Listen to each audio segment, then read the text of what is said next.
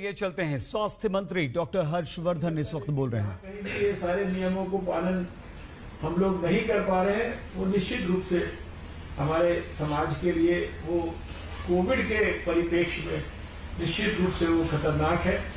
इसलिए जितना जल्दी हम अपने आप को वापस कोविड अनुरूप व्यवहार की ओर लेकर आएंगे, उतने ही जल्दी ये बढ़ते हुए केसेस कोविड के इनको कम करने में हमें सफलता मिलेगी।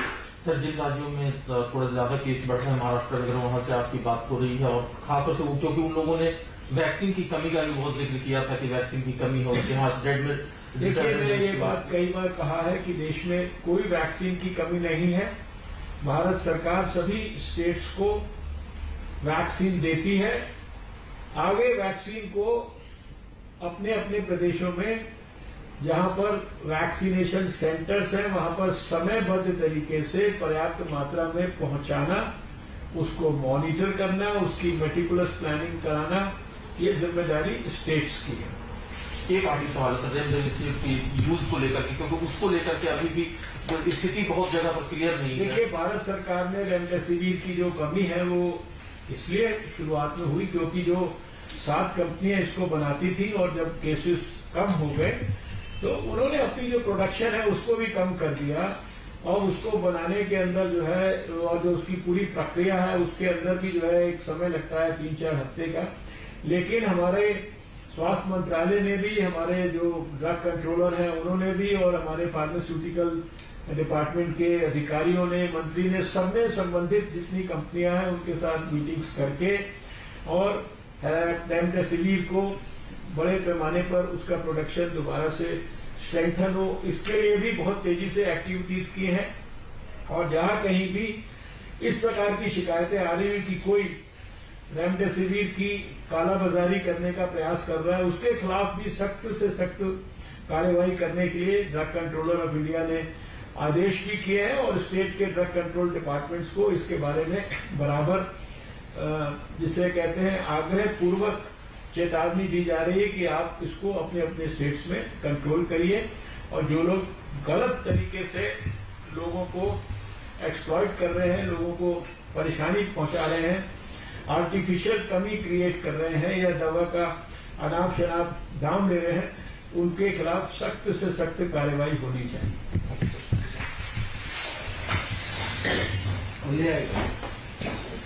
हर्षवर्धन जानकारी दे रहे थे कोरोना की स्थिति के बारे में और उन्होंने कहा कि वैक्सीन की कोई कमी नहीं है।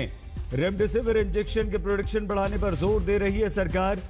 स्वास्थ्य मंत्री डॉक्टर हर्षवर्धन ने कहा है कि मास्क, सोशल डिस्टेंसिंग का आपको पालन करना है। वैक्सीन की हमारे देश में कोई कमी नहीं है। रेमडेसिविर इंजेक्शन जो है, दवाई जो है वो लगातार बढ़ रही है। वैक्सीन की कालाबाजारी पर अगर ऐसी कालाबाजारी होती है तो सरकार सख्त कार्रवाई करेगी। कुछ लोग भ्रम फैला रहे हैं, आपको डरने की जरूरत नहीं है। अस्पताल में आपको दवाई मिलेगी, आपको सिर्फ मास्क पहनना है, सोशल डिस्टेंसिंग का पालन करना है। वैक्सीन लग रही है, जाकर वैक्सीन लगाइए, वैक्सीन की कहीं कोई कमी नहीं है। स्वास्थ्य मंत्री डॉक्टर हर्षवर्धन ने वैक्सीन की कमी की आ रही खबरों पर यह कहा है कि हमारे देश में जहां पर भी वैक्सीन लग रही है वहां कमी नहीं है और वैक्सीन कंपनियां जो उत्पादन कर रही हैं उन्होंने अपना उत्पादन और भी तेज कर दिया है। अगर कहीं कोई वैक्सीन की कालाबाजारी कर रहा है तो उस पर सख्त कार्रवाई हम करेंगे। वैक्सीन की कमी नहीं है, आपको मास्क लगाना है, सोशल डिस्टेंसिंग का पालन करना है और रेमडेसिविर इंजेक्शन भी भरपूर मात्रा में है। स्वास्थ्य मंत्री डॉक्टर हर्षवर्धन ने यह कहा है। लेकिन सरकार ने एक और महत्वपूर्ण फैसला लिया है, बच्चों की परीक्षाओं का। सीबीएसई परीक्षा को लेकर सरकार ने एक बड़ा फैसला लिया है। 12वीं के इम्तिहान तो फिलहाल रद्द नहीं होंगे, 1 जून को उनकी समीक्षा बैठक होगी, लेकिन 10वीं की परीक्षा रद्द कर दी गई है, स्थगित की गई है। 12वीं की परीक्षा नई तारीख पर बाद में 1 तारीख को फैसला होगा, 1 जून को समीक्षा बैठक होगी और तब उसके बाद फैसला लिया जाएगा। लेकिन 10वीं की परीक्षाएं अब रद्द हो गई हैं, वो नहीं होंगी। इंटरनल असेसमेंट होगा और उसके बाद बच्चों को प्रमोट किया जाएगा। जो बच्चे संतुष्ट नहीं होंगे अपने असेसमेंट से, स्कूल द्वारा यह किया जाएगा, वो बच्चे 10वीं की परीक्षा में बैठ सकते हैं, लेकिन वो परीक्षा बाद में होगी। ये परीक्षा कब होगी इस बारे में इंतजार करना होगा, क्योंकि उसकी तारीख अभी नहीं आई है। सीबीएसई बोर्ड परिणाम की प्रक्रिया तेज करेगा, जल्दी बच्चों के रिजल्ट भी आ जाएंगे, लेकिन रिजल्ट अब स्कूल टीचर्स की तरफ से आएंगे। जो बच्चे इन रिजल्ट से, इंटरनल असेसमेंट से संतुष्ट नहीं होंगे, वो परीक्षा में बैठ सकते हैं, वो 10वीं की परीक्षा भी दे सकते हैं। तो अब जब आपका रिजल्ट बहुत जल्दी आएगा और उस रिजल्ट के लिए आपके स्कूल जो हैं वो तैयारी शुरू कर देंगे, असेसमेंट आपका शुरू हो जाएगा। लेकिन बोर्ड परीक्षा के जो रिजल्ट हैं वो तो आ जाएंगे, 12वीं के नहीं आएंगे। 10वीं में 18 लाख बच्चे हैं और 12वीं में 12 लाख देश भर में।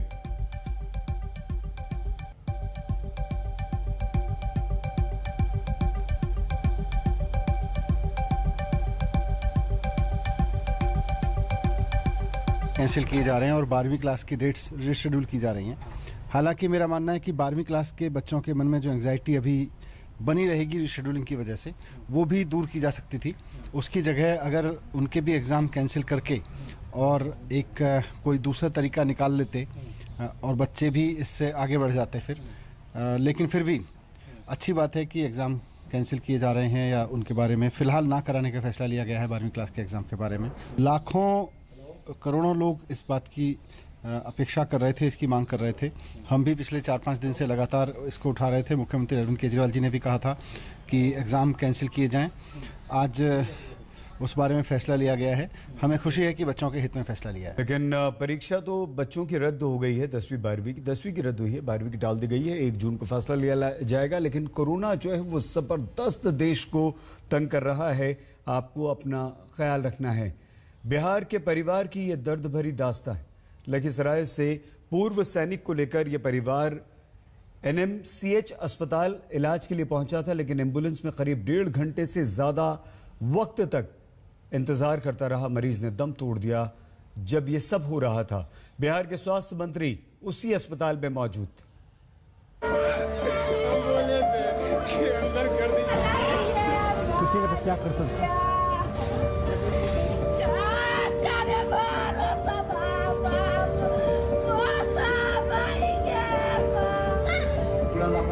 पटना के नालंदा मेडिकल कॉलेज अस्पताल में मानो दर्द का दरिया बह रहा हो।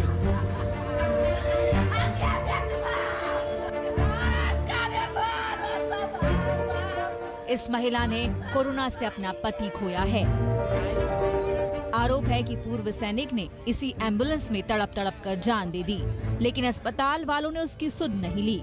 खास बात यह है कि उस वक्त बिहार के स्वास्थ्य मंत्री मंगल पांडे अस्पताल का जायजा लेने पहुंचे थे और अस्पताल महकमा मंत्री के स्वागत में व्यस्त था।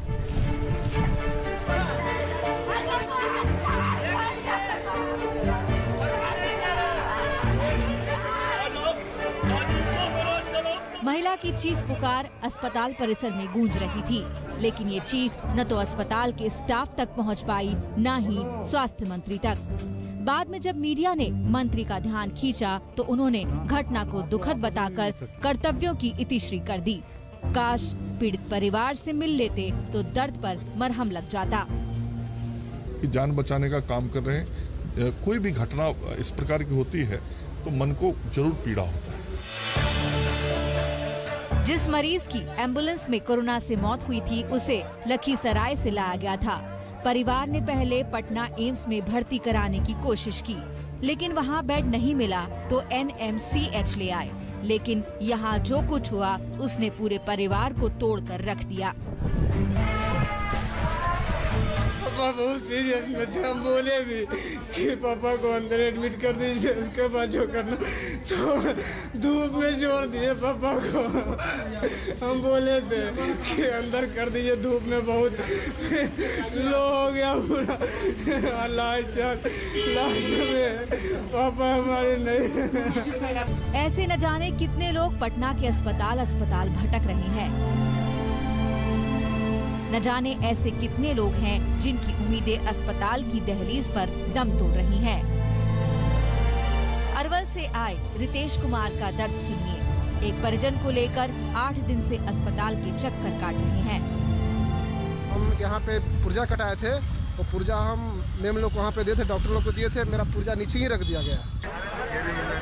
पिछले साल जब कोरोना की लहर प्रचंड थी, तब NMCH से लगातार इसी तरह की तस्वीरें सामने आई थी। एक बार फिर वही दर्द, वही चीख, वही बेसब्री यहाँ नजर आ रही है।